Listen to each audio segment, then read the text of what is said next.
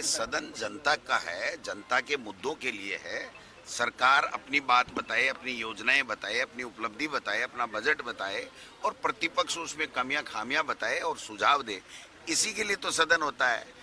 अब इंदिरा जी के अपमान के लिए या किसी महापुरुष के लिए, पूर्व प्रधानमंत्री के लिए जो सदन का सदस्य भी नहीं है, आज इस दुनिया में भी नहीं है, उनके अपमान के लिए तो ये सदन मैं समझता हूँ होता नहीं है।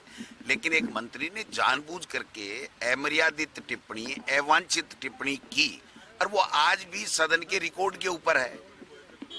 और मैं डांस तक गया और मैंने खेद प्रकट कर लिया। बात खत्म हो जानी चाहिए।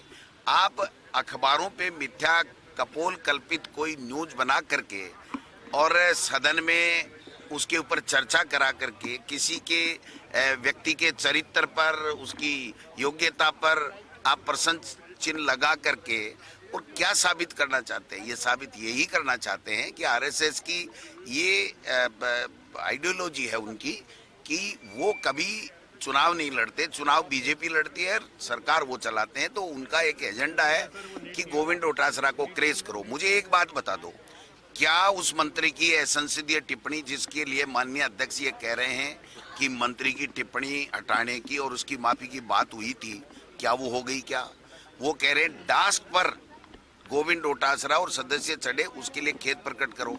मेरा रिकॉर्ड के अंदर डेस्क पर चढ़ने के लिए खेद प्रकट है।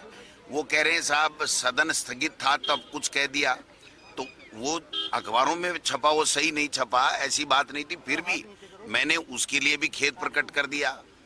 अब आप दूसरे दिन चर्चा करा रहे हो, किसके आधार पे करा रहे हो कि अखबारों में, मीडिया में ये आ गया। एक नहीं हजार उदाहरण लोकसभा के, राज्यसभा के, सुप्रीम कोर्ट के हैं कि आप मीडिया के आधार के ऊपर सदन में चर्चा नहीं करा सकते। और चर्चा नहीं, चर्चा तो कराई सो कराई, लेकिन वहां पर यह व्यवस्था दे दी कि ये गोविंद डोटासरा सदन का सदस्य बनने लायक ही नहीं है।